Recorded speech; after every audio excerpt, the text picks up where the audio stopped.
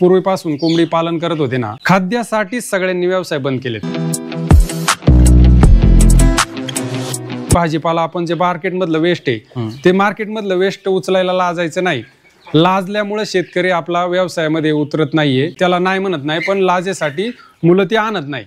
तो जर आणला तर यातली जवळपास आपली 70 ते 80% खाद्यावरची कॉस्ट वाचते आणि तिथंच आपला फायदा सुरू होतो. नमस्कार मंडळी, मी सूरज मुके तुमचं फार्मिंग मोबाईल चॅनलवरती स्वागत करतो. आता माझ्या मागं पोल्ट्री बघताय, याच्यामध्ये प्युअर गावरांचं संगोपन केलं जातं. पण असं नाही का इथंच पिल्लं काढली जातात आणि इथंच मोठे वाढवली जातात आणि विक्री केली जातात. यांचा बिझनेस मॉडेल पूर्णपणे वेगळा आहे आणि शेतकरी येथे शेती करतात, त्याबरोबर ते एक छोटासा गावरांचं संगोपन करतात आहे. पण एवढ्याशा छोट्याशा यातनं एवढं उत्पन्न मिळू शकतं, तुम्ही विचार नसेल केला. पूर्ण डिटेलमध्ये माहिती घेऊ, कसा बिझनेस मॉडेल चालतो, कसं सांभाळलं जातं, विक्री व्यवस्थापन कशा प्रकारे केलं जातं, संपूर्ण आपण आतमध्ये पाहूया. तर त्याआधी सांगतो मी तुम्हाला, ही त्यांची पोल्ट्री आहे, जुनी पोल्ट्री आहे. त्याच्या बाहेरून ही ताडपत्री लावलेली कागद आहे आपला, तो हा एक दरवाजा आहे इथं आणि हे थोडक्यात सामान ठेवलेलं आहे. आणि ही त्यांची मेन पोल्ट्री आहे इथं, ज्यामध्ये बघताय काही लहान पिल्लं आहेत, काही मोठे पिल्लं आहेत. आणि बघा खायला पण इथं खायला भाजीपाला मार्केटचं जे वेस्टेज आहे ते पण टाकलं जातं. त्याचबरोबर ते खायला इथं हे जे ज्यामध्ये पोल्ट्रीचं खाद्य, तांदूळ, डाळ आहे थोडीशी, ती पण टाकली आहे. आपल्याबरोबर हे सर आहेत, यांचं पोल्ट्री आहे ही. तर साहेब तुमची एक ओळख करून द्या.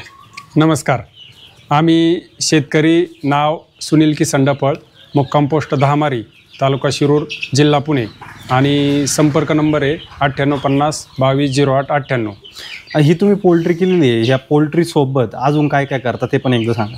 आता सुरुवातीला पाहायला गेलं तर आम्ही शेतकरी आहे. शेतकरी म्हटल्यानंतर आपली शेती हा मुख्य व्यवसाय आला. आपण शेतीत उत्पादन करतोच, त्याचबरोबर आहे ना आपण अंगाला साबण लावतो, कपड्याला साबण लावतो, त्याच्यानंतर तेल, या सगळ्या गोष्टी ना आपण घरी बनवतो की ज्या आपण मार्केटमधून विकत आणतो. आणि ह्या सगळ्या गोष्टी बनवण्याचं प्रशिक्षण सुद्धा आम्ही देत असतो. सेंद्रिय पद्धतीने बनवतो, सेंद्रिय पद्धतीने बनवतो, केमिकल शिवाय. हां, आता आपण पोल्ट्रीकडे येऊया. हो. ही जी गावरांची पोल्ट्री केलेली आहे, तुम्ही कधीपासून केलेली आहे, याआधी तुम्ही काय करत होता त्याबद्दल सांगा. साधारणतः आहे ना 2013 साली आपल्याला पूर्वी छोटं शेड होतं, याच्यापेक्षा पण छोटं होतं. त्यावेळेस असं जाणवलं की नोकरीमध्ये फार पाळण्यापेक्षा आपलं काहीतरी एक बंदिस्त शेड असावं थोडंसं मोठं, म्हणून 30 बाय 50चं शेड तयार केलं. आणि सुरुवातीला आम्ही काय करत होतो, बॅच आणत होतो प्रत्येक 2 महिन्याला.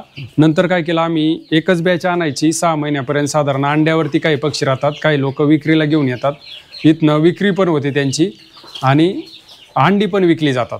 पहिलं जे तुम्ही करत होता की गावरांची पिल्लं आणायची आणि ती 2 महिन्यानंतर एक सलग ठोकमध्ये विकायची, ठोकमध्ये विकायची असं व्यापाऱ्यांना. बरोबर, व्यापाऱ्यांना विकायची. किंवा आम्ही काय करायचं, हडपसरपर्यंत आहे ना असे शॉप पकडून ठेवले होते, त्यांना रेग्युलर पुरवायचं, गावरानी म्हणून रेग्युलर पुरवायचं असं होतं.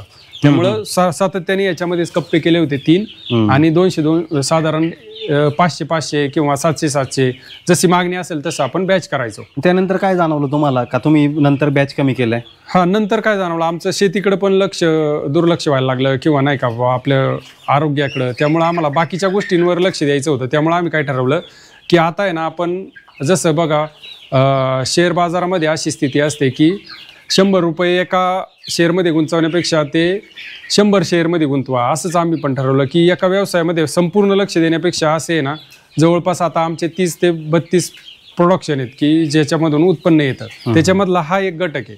त्यामुळे आम्ही काय करतो, आता 200ची बॅच आणली की अंड्यावरती ठेवतो, त्याच्यानंतर त्याची साधारण 2-2.5 महिन्यानंतर विक्री चालू होते. मग जसं गावातले जवळपासचे लोक विक्रीला पण घेऊन जातात किंवा खायला पण घेऊन जातात, इथनं दुकानदार पण घेऊन जातात. आणि मग राहिले ते अंड्यावरती येतात, अंडी पण विक्री चालू असते. पक्षी संपत आले की आपण परत 200ची बॅच आणतो. शेडची सफाई करून व्यवस्थित केलं की परत सुरू करून देतो. पक्षी जेव्हा या ठिकाणी येतो, आता हा पक्षी कोणता आहे, प्युअर गावरांचाच आहे?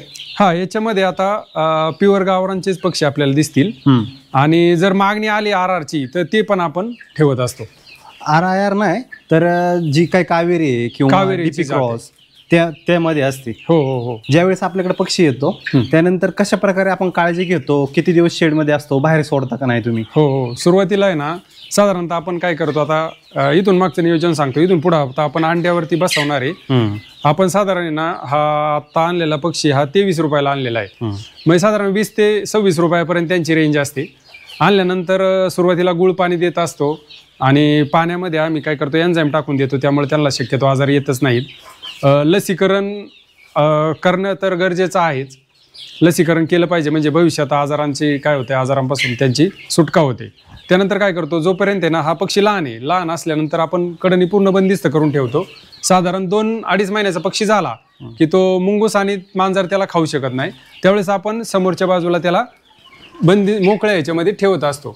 आता यांना खायला जेव्हा पहिल्यांदा येतो तेव्हा कंपनीचं फीड असतं का आपण घरचं टाकतो? हा, आता खाद्य आहे ना सगळ्यात मोठा पार्ट आहे. त्याच्यामुळेच सगळा व्यवसाय बघा, आता जेवढे पोल्ट्रीचे पूर्वीपासून कोंबडी पालन करत होते ना, खाद्यासाठीच सगळ्यांनी व्यवसाय बंद केलेत. खाद्यावर जर आपण बरोबर प्रोडक्शन कॉस्ट कमी करू शकलो ना तर परफेक्ट ही कोंबडी आपल्याला परवडते. सुरुवातीला आपण खाद्याच्या कॉस्ट कमी करण्याबाबत विचार करायचा नाही. साधारण 1.5 महिन्यापर्यंत आहे ना जे गावरांचं फीड येतं ते संपूर्ण त्यांना द्यायचं. 1.5 महिन्यानंतर साधारणतः त्यांना घरचं काही आपल्याकडे तांदूळ असेल, ज्वारी बाजरी असेल ते द्यायला सुरुवात करायचं. आणि साधारण पक्षी 1.5 महिन्याच्या पुढे गेला की त्याला भाजीपाला द्यायला सुरुवात करायचं. साधारण हे टार्गेट आपलं 2.5 ते 3 महिन्यापर्यंत ठेवायचं. 2.5 ते 3 महिन्यानंतर पक्षी ना संपूर्ण स्वयंपूर्ण झालेला असतो. मग तो बाहेर पडला की तो बाहेरनं पण खात असतो. आणि भाजीपाला आपण जे मार्केटमधलं वेस्ट आहे ते मार्केटमधलं वेस्ट उचलायला लाजायचं नाही. लाजल्यामुळे शेतकरी आपला व्यवसायामध्ये उतरत नाहीये. आणि तरुण मुलं काय होत आहेत, नोकरी करायला लाजलं पाहिजे तर ते नोकरी कपाळतायत. त्यांनी न लाजता भाजीपाला वेस्टेजच असतो तो काय ॲक्च्युली कोणी त्याला नाही म्हणत नाही, पण लाजेसाठी मुलं ते आणत नाही. तो जर आणला तर ह्यातली जवळपास आपली 70 ते 80% खाद्यावरची कॉस्ट वाचते आणि तिथंच आपला फायदा सुरू होतो. म्हणजे कॉस्ट कटिंग होती ती. खरं म्हणजे जो मार्केटचा भाजीपाला आहे तो आणायला बरोबर. बरेच जण म्हणतात आणला पाहिजे, पण मग तेच तुम्ही आता म्हटले ना तसंच की आपण लाजतो. म्हणजे ते तुच्छ काम वाटतं आपल्याला. काय की मार्केटमधून उचलून आणायचं, लोक काय म्हणतील. तीच आता ऍक्च्युली ना आम्हाला सुद्धा सुरुवातीला लाज वाटायची कसं आणायचं. पण आम्ही ना एक दिवस बाजारामध्ये फिरलो आणि ना भाजीपाला एक भाजीपाले बसले होते, त्यांच्याकडे पाला पडलेला होता कोबीचा. त्यांना म्हणलं हे नेऊ का? ते म्हणले न्या, काय अडचण नाही. त्यांनी विचारलं कशाला नेत आहे? म्हणलं आम्ही गावरान कोंबडीसाठी नेतोय. ते म्हणले चालन, तुम्ही दररोज येत जा. म्हणजे त्यांना ते उचलून टाकून दुसरी, कारण बाजारात एका ठिकाणी ते बसतात, वेस्टेज जे आहे ना ते संध्याकाळी त्यांना उचलून दूर न्यावं लागत असायचं. तर त्यांचं काय व्हायला लागलं, मग ते आपण घेऊन जायला लागलो. तर त्यांना सुद्धा असं जाणवलं की ह्या व्यक्ती आपल्याला मदत करतोय. आणि मग तिथून पुढे ती सुरुवात झाली. तुम्ही मार्केटमध्ये गेलं पाहिजे, बोललं पाहिजे, आपोआप तुम्हाला मार्ग दिसून येतात. बरोबर आहे. हा पक्षी हा किती दिवसाचा पक्षी आहे आता? हा साधारणतः ह्याला आता 24-25 दिवस झालेले आहेत. 25 दिवस झालेले आहे. हो. आणि आता हा मोठा पक्षी आहे. आता ह्याच्यामध्ये काही काही मोठे थोडेसे आणि हा खूप मोठा पक्षी. हा मोठा पक्षी, अंड्यावरचा पक्षी. हा साधारण 1 वर्ष झालंय त्यांना. 1 वर्ष झाले. म्हणजे तुम्ही अंड्यासाठी पण ठेवता? अंड्यासाठी पण ठेवतो. म्हणजे बघा आता काय होतं, शेतकरी माणसाला आहे ना जास्त वेळ भेटत नाही. त्याच्यामुळे उगाच आपण लगेच घ्यायचं, बाजारमध्ये जायचं असं नाही होत. रस्त्याच्या कडेला आम्ही एक बोर्ड लावलेला आहे. गावामध्ये पण व्हॉट्सअपला आम्ही टाकत असतो की बाबा आमच्याकडे पक्षी आहेत. मग काय करतात, पोरं वगैरे ना ग्रुपनी येतात किंवा त्यांची काय पार्टी असली किंवा घरगुती कोणाला खायला लागत असलं ते इथंच न्यायला येतात पक्षी. आणि मग तेवढ्यातून जेवढं सेल होईल तेवढं होईल आणि नंतर राहिलेले आपण अंड्यावर ठेवत असतो. मग अंडी विकली जातात. विक्री किती दिवसानंतर चालू करतात? साधारण 3 महिने झाले की पक्षी भरपूर, साधारण 1.5 किलोच्या पुढे गेला की पक्षी आपल्याला विक्रीला परवडतो. आता तुम्ही तिथून ते कधीपर्यंत विक्री चालू राहते? कारण की एकाच वेळेस काय कोण खरेदी करत नाही. बरोबर, अगदी. म्हणजे ती 2.5-3 महिन्यानंतर विक्री सुरू केली की वर्षभर विक्री चालूच असते. म्हणजे जो ग्राहक आपल्याकडे येतो ना त्याला पण माहित पडलं पाहिजे की यांच्याकडे दरवेळेस उपलब्ध असतात. असं नको व्हायला की कधी असतात कधी नसतात. मग त्याच्यामुळे ना ग्राहक तुटतो.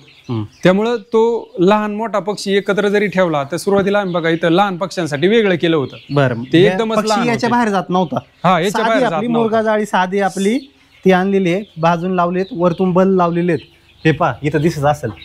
एकदम म्हणजे जुगाड पद्धतीने कमी खर्च केला याला. पण तुम्ही काय जास्त खर्च केलाय? साधारण ना 400 रुपयाची जाळी आणली आणि वरतून पण तिला ताराने विणून टाकली आणि साईडनी विणून टाकली, त्याच्यावर दगड ठेवले साईडनी याला सपोर्टला. एकदम मस्त. कारण बघण्यासारखं मित्रांनो यांचं, आणि खूप कमी खर्चामध्ये केलेलं आहे. का जिथं आपल्याला खर्च करायची गरज आहे तिथंच तेवढं तुम्ही खर्च करता. बरोबर. आता 2.5-3 महिन्यापासून ते पुढे 3-4 महिने तुमची विक्री होत असेल, बरोबर, पुढे चालत असेल तुमची विक्री. हो बरोबर, 6 महिन्यापर्यंत चालते. मग जो पहिल्यांदा विक्री होतोय त्याला कमी खर्च येत असेल, जो नंतर विक्री होतोय त्याला जास्त खर्च वाढतो त्याचा. बरोबर आहे. जर ऑन एन ॲव्हरेज काढलं की 3 महिन्यापासून 6 महिन्यापर्यंत विक्री करतोय आपण, तर ॲव्हरेजली किती एका पक्षाला किती खर्च येतो? साधारणतः 200च्या आसपास खर्च राहतो.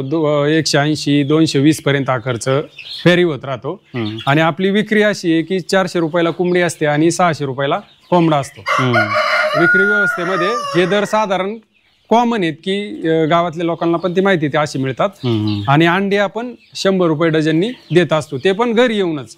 आपल्याला विक्री करायला बाहेर जायला लागत नाही कुठं. म्हणजे कोणतीही विक्री इथून कुठं बाहेर जात नाही. बरोबर. ग्राहक इथं येतो, स्वतः निवडतो आणि घेऊन जातो. बरोबर. वजनावरती विकत नाही, नगावरती विकली जाते. 200 रुपयाला जर खर्च येत असेल आपल्याला, तर एक 400 आणि 600 रुपये म्हणजे 50-50% जरी धरलं तर ॲव्हरेजली 500 रुपये विक्री होते आपल्याला. बरोबर. म्हणजे एका पक्षामागे तुम्हाला 300 रुपये उरतात. असे बॅच किती काढता वर्षभरात तुम्ही?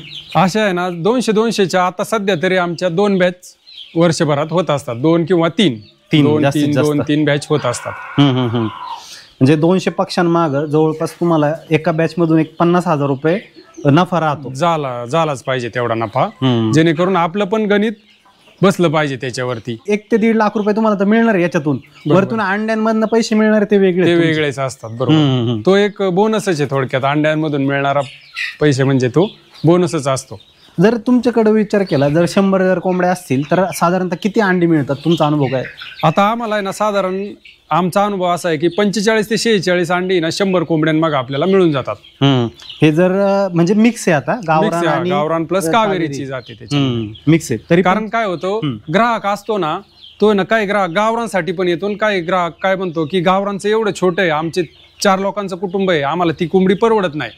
मग तो काय करतो, कावेरीची मोठी कोंबडी घ्यायला बघतो. नसेल तर तो नाराज होतो. त्यामुळे दोन्ही पण आपण जर ठेवलं ना तर प्युअर गावरान खाणारा ग्राहक असतो त्याला पण ते भेटतं. आणि ज्याला असं वाटतं की आपल्या कुटुंबात 5-6 माणसं आहेत, त्यांनी जर 1.5-2 किलोची कोंबडी नेली तर त्याला पण ते परवडतं. असं दोन्ही पण चाललं पाहिजे. ही एक गोष्ट मला तुमच्याकडनं खूप आवडली, कारण की आजकाल कसं चालतं मार्केटमध्ये, नुसतं प्युअर गावरांचं एक धरून चालतात नुसतं, पण ऍक्च्युअल ग्राहकाला काय पाहिजे नाही त्याचा विचारच कोण करत नाही. तुम्ही दोन्ही ग्राहकांना पकडले. बरोबर. ज्यांना प्युअर गावरान पाहिजे बाबा आमच्याकडे आहे ते न्या, आणि सुधारित गावरान वजन जास्त आहे ते पण तुम्ही नेऊ शकता सारख्याच किमतीला आहे, फक्त वजन कमी जास्त राहतं. खरं पाहिलं तर आहे ना, कोंबडी हा आपला असा विषय होता की माझं सगळं शिक्षण कोंबडीच्या याच्यावरती झालं. 10वी पर्यंत बी झालं आणि ITI पर्यंत बी शिक्षण कोंबडीच्याच अंड्यावरती झालं. त्यावेळेस पहिलं गावरांचं तुमच्याकडे होत्या? पहिलं गावरान कोंबड्या होत्या, त्या मुक्त व्यवस्थेने होत्या. ते उकरड्यावरती राहायच्या आणि साधारण आहे ना 30-40 अंडे रोज निघायची. त्यावेळेस 1 रुपयाला आणि 2 रुपयालाच अंड होतं. म्हणजे 50 ते 60 रुपयेच मिळायचे, पण ते डेली मिळायचे. डेली मिळल्यामुळे त्याच्यावर आपलं सगळं शिक्षण झालं. आणि तोच काळ खरा होता म्हणजे व्यवसायाच्या दृष्टीने. नंतर काय झालं, कंपन्यांनी ओळखलं की ह्या कोंबडीमध्ये नाही एवढा पैसा आहे. मग कंपन्यांनी काय केला, तो कॉन्सन्ट्रेट बिझनेस केला आणि शेतकऱ्याला तिथं कामाला ठेवलं. त्याच्यामुळे काय झालं, शेतकरी लॉसमध्ये आला. आजही जर आपण अशा प्रकारे कोंबडी पालन केलं तर आपल्याला व्यवस्थित आपल्याला यातून उत्पादन मिळतं. फार गडबड करायची नाही, गडबड केली की नुकसानीत जातो आपण. आणि व्यवस्थित त्याच्यावरचा खाद्यावरचा कॉस्टिंग खर्च कमी केला तर बरोबर आपल्याला आरामात त्याच्यामध्ये 1 ते 1.5 लाख रुपये आरामात वर्षभरात मिळून जातात. आणि ते तुम्ही वरच्यावर बघताय म्हणजे किती वेळ देता? सकाळी आणि संध्याकाळी? सकाळी साधारणतः अर्धा तास आणि संध्याकाळी अर्धा तास भरपूर होऊन जातो याच्यासाठी. आता पाहिलं तर आहे ना, शेडची सुरुवात जर करायची असेल ना तर आता आपण पत्रा पाहतोय ना, हा पत्रा आहे ना 2nd मधला आहे आपल्याला दिसतोय. कारण त्याला आणल्यानंतर आम्ही व्यवस्थित चुना वगैरे मारला. आणि बघा अजून पण आहे ना 10 वर्ष झाले शेड उभं झालेलं, अजून पण 50 वर्ष याला काहीच होणार नाहीये. मग आहे ना असं नाही करायचं की एकदम 10 लाख रुपयाचं शेड बांधला आणि मग आपल्याला काय होतं त्याच्यामधून तेवढे पैसे काढायचे असतात, मग ते आपल्याला गणित बसत नाही. त्यामुळे माणूस काय होतो, प्रॉब्लेम मध्ये येतो. त्यापेक्षा काय करायचं, सोप्पं आपल्याला पाहिजे ना 20 बाय 20च पहिलं शेड तयार करायचं आणि त्याच्या समोर तेवढी जागा राहिली पाहिजे पक्ष्यांसाठी.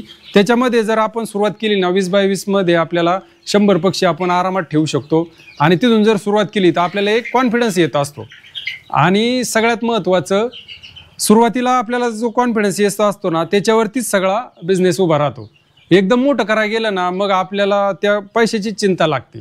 त्यामुळे एकदम छोट्यातून सुरुवात करा, एकदम व्यवस्थित आणि प्रॉफिटेबल व्यवसाय हा. तुम्ही जसं केलं आता म्हणता 20x20चं जर कोणी शेड बांधलं तर बाहेर कंपाऊंड करायची गरज आहे का, आतमध्ये शेड मध्ये ठेवलं तरी चालतंय? शक्यतो आहे ना असं करा, 20x20चं शेड बांधलं ना तर तेवढीच जागा आपल्याला बाहेर राहील असं पण नियोजन ठेवा.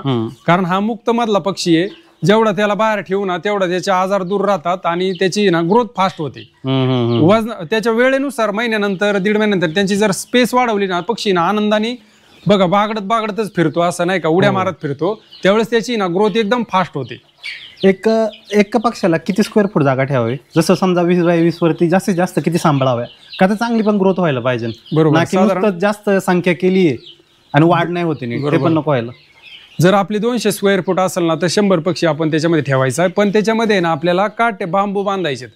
बांबू बांधले ना आपली समजून चाला 400 स्क्वेअर फूट 200 स्क्वेअर फूट जागा असेल ती 400 होऊन जाते. आणि पक्ष्यांना पण वरती राहायला आवडतं, कारण या पक्ष्यांचा नैसर्गिक शत्रू आहे तो उडणारा शत्रू आहे. त्यामुळे त्यांना पण आहे ना वरती राहून पाहावं लागतं की कोण आपल्यावर कोण अटॅक करतंय का, त्यांची ती एक मनातली भीती दूर होते त्यामुळे पण त्यांची वाढ व्यवस्थित होते. आता पहा मित्रांनो, आता हा पक्षी किती आहे साधारणतः? 200 पक्षी 200 पक्षी आणि थोडाफार एक 5-10 मोठा पक्षी आहे. आणि ते बघा किती मोकळ्याप्रमाणे राहिलेलं, म्हणजे इतका त्यांनी स्पेस सोडलाय. 1500 स्क्वेअर फूटचं आहे, त्यातलं पण निम्म शेड तिकडे आहे, म्हणजे 750 स्क्वेअर फूट आहे असेल जागा, आणि त्याच्यामध्ये फक्त 200 पक्षी सांभाळत आहे. म्हणजे अशी जर जागा जास्त असेल तर पक्षी कसा फिरतो मोकळा पद्धतीने इकडं तिकडं, त्यामुळं त्याची वाढ पण चांगली होती. हे पहा त्यांनी जे वेस्टेज आणलेलं आहे. आता हे वेस्टेज तुम्ही किती दिवसातून आणता? हे आम्ही डेली आणतो आणि 2-3 दिवस झाले ना त्यांना जे खायचंय ते खाल्लेलं असतं, मग हे आम्ही तळवट हा असा उचलतो. हा, हे आता ताडपत्री कागद उचलतो आणि शेतामध्ये नेऊन टाकतो राहिलेलं सगळं, आणि मग परत नवीन आणून टाकतो आणि कागदाची जागा पण बदलतो, दुसऱ्या बाजूला ठेवतो. कारण काय होतं ते जर आपण खालीच टाकलं ना तर ते ना मॉइश्चर पकडतं आणि नंतर पुढे पक्षी मोठा झाला ना ते मॉइश्चर खालीच राहतं, जागा वाळत नाही. बरोबर. हे पण एक गोष्ट आहे. आणि पहा पक्षी किती आनंदाने खातोय, हे पहा किती टोचा मारून, ते म्हणजे प्रॉपर खाद्याचा खर्च कमी होतोय याच्यावरून दिसतंय इथं. आता आपण पोल्ट्री शेड पासून आहे ना घरामध्ये आलेलो आहोत. घरामध्ये ऍक्च्युली आपल्याला पाहायचंय की मानवाला जगण्यासाठी एक व्यवसाय झाला आपला पोल्ट्री व्यवसाय, असे आमचे अजून 30 व्यवसाय आहेत. 30 व्यवसाय एक शेतकरी कुटुंब करू शकतं, हे थोडक्यामध्ये आपल्याला दाखवायचंय. तर त्याच्यामध्ये आपण पाहू शकता की या ठिकाणी एन्झाईम तयार केलेलं आहे, हे सगळं घरी बनवलेलं आहे. त्यानंतर हे इथं साबण आहेत, त्याच्यानंतर शॅम्पू आहे, हे कपड्याचे साबण आहेत, हे अमृतधार आहे, त्यानंतर हे आपल्या शेविंग क्रीम आहे दाढी करायची, हा आपला नैसर्गिक गुळ आहे, त्याच्यानंतर हे औषधी त्रिकुटा, त्यानंतर हे कुंकू आहे घरी तयार केलेलं, हे फेस पॅक आहे आपण फेअर अँड लवली वापरतो त्याच्यासाठी करू शकतो, हा पण त्रिकुटा आहे, त्याच्यानंतर हे वैदिक नस्य आहे, आणि हे भाजल्यावरतीची औषधी आहे, हे दंतमंजन आहे आपल्याला घरीच वापरायला लागतं, घरीच तयार करतो आपण. हे तूप आहे गावरान गाईचं आपल्या देशी गाईचं, हे खोबऱ्याचं तेल आहे, आणि हा शॅम्पू आहे, आणि हा त्रिफला आहे, आणि हे सगळ्यात महत्वाचं म्हणजे एन्झाईम आहे. असे सगळे मिळून आता या ठिकाणी इकडे पाहिला आपण तर गुळ तयार करायचं सुरू आहे. इकडे चुलीवरती गुळ चालू आहे. म्हणजे हे सगळं एक शेतकरी ना कुटुंब घरी करू शकतं, हे आम्ही इथं दाखवतो. आणि विशेष म्हणजे आहे ना या सगळ्यांचं आपणही घरी करू शकता असं आहे ना आम्ही एक प्रशिक्षण शिबिर दर महिन्याला आयोजित करू शकतो. आता खरं पाहिलं तर आहे ना लोकांना शिकवण्याचा उद्देश असा आहे की आपल्याला केमिकल भरपूर झालेलं आहे जगामध्ये, सगळीकडे केमिकल मिळतं, आपल्याला केमिकल मुक्त पाहिजे, पण मिळणार कुठं तर ते आपण स्वतःच घरी तयार करायचंय आणि सुरुवातीला आपल्या पाहुण्यांना द्यायचंय. आम्ही याची सुरुवात अशी केली होती की ओवाळणी टाकत असताना ना आमच्या ताई येतात ना ओवाळायला रक्षाबंधनला किंवा भाऊबीजेला, त्यावेळेस आम्ही या सगळ्या गोष्टींचा एक बॉक्स तयार करायचो आणि त्यांना गिफ्ट म्हणून द्यायचो. अशी सुरुवात केली. लग्नांमध्ये पूजेमध्ये म्हणजे एकदम सिंपल प्रकारे आपली सुरुवात केली आणि त्याचं आहे ना आता व्यवसायात रूपांतर झालंय. अनेक लोक घरी येतात ह्या गोष्टी न्यायला, कित्येक लोकांना ऑर्डर देऊन जातात की आम्हाला गुळ पाहिजे, आम्हाला पेढा गुळ पाहिजे, बर्फी गुळ पाहिजे किंवा गुळाची साखर पाहिजे, अशी विक्री व्यवस्था. आणि याची विक्री व्यवस्था आमची साधारण व्हॉट्सअपला टाकतो, युट्यूबला पण टाकतो ना, तर पुण्यामध्ये याचे ग्राहक आहेत. दुसरं असं की ह्याला प्रचंड प्रमाणात मागणी आहे, याची मागणी कमी होणार नाही, फक्त आपल्या प्रोडक्शनमध्ये ना प्युरिटी असली पाहिजे. कारण अमर बलिदानी राजीवभाई दीक्षित यांनी सांगितलं होतं की भारत सोन्याची चिडिया होता. साधारण 3000 वर्ष भारताने जागतिक बाजारपेठेवरती ना 35% आपला माल निर्यात केला. त्यावेळेस आपल्याकडं प्रत्येक घरामध्ये या गोष्टींचा कारखाना होता. त्यावेळेस आपण प्युरिटीला महत्त्व देत असतो, त्यावेळेस क्वालिटीला महत्त्व देतो, क्वांटिटीला महत्त्व नाही. आणि आजच्या जगामध्ये काय झालंय, कंपनीमध्ये ना क्वांटिटीला महत्त्व गेल्यामुळं त्याच्यामध्ये आपल्याला क्वालिटी भेटत नाही, म्हणून जागतिक बाजारपेठेमध्ये ना आपल्याला संघर्ष करावा लागतोय. आता याच्या मागे ना आमचा उद्देश असा आहे शिकवण्याचा, की एवढं सगळं तयार करून आहे ना आम्ही किती लोकांपर्यंत पोहोचणार.